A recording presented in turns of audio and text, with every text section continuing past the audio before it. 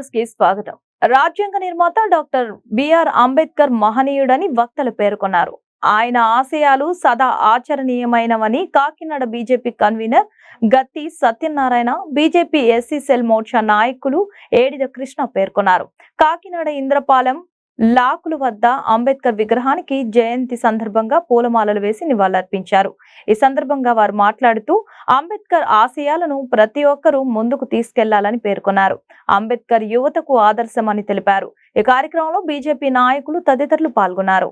అందరికీ నమస్కారము. నా పేరు ఏడిది కృష్ణ. భారతీయ జనతా పార్టీ కాకినాడ జిల్లా ఎస్సీ మోర్చా జిల్లా అధ్యక్షుడిగా బాధ్యతలో ఉన్నాను. ఈరోజు డాక్టర్ బిఆర్ అంబేద్కర్ 133వ జయంతి సందర్భంగా యావత్ దళిత జాతి బిడ్డలకు శుభాకాంక్షలు తెలుపుకుంటూ, అదేవిధంగా ఈరోజు భారతీయ జనతా పార్టీ తరపున అలాగే ఎన్డీఏ కూటమి మన కాకినాడ సిటీ అసెంబ్లీ అభ్యర్థిగా వనమాడి వెంకటేశ్వరరావు గారిని అత్యధిక మెజార్టీతో గెలిపిస్తారని దళిత జాతిని కోరుకుంటాం. అదేవిధంగా మన రాష్ట్ర అధినేత పవన్ కళ్యాణ్ గారు, జనసేన అధినేత పవన్ కళ్యాణ్ గారు తంగెల ఉదయ్ శ్రీనివాస్ గారిని ఎంపీగా అభ్యర్థిగా నిలబెట్టారు. ఆయనకి గ్లాసు గుర్తుపై ఓటేసి అత్యధిక మెజార్టీతో గెలిపిస్తారని దళిత జాతిని కోరుకుంటాను.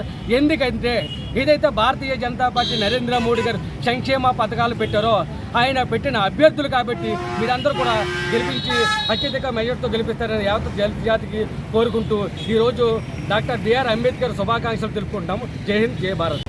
ఈరోజు భారతీయ ఒక గొప్ప వ్యక్తి అయిన డాక్టర్ బిఆర్ అంబేద్కర్ గారి 133వ జన్మదిన కలవడం జరిగింది. ఆయన ఆశయాలు రెండు.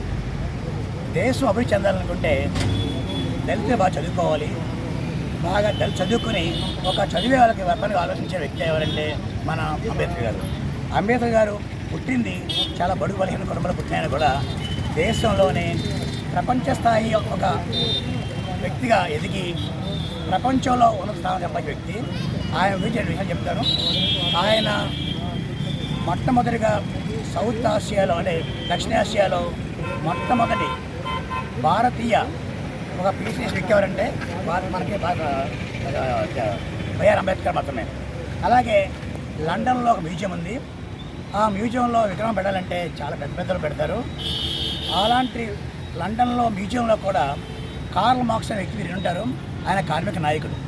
ఆ నాయకుడి పక్కనే ఇక్కడ వ్యక్తి చెప్తారంటే మనం బిఆర్ అంబేద్కర్.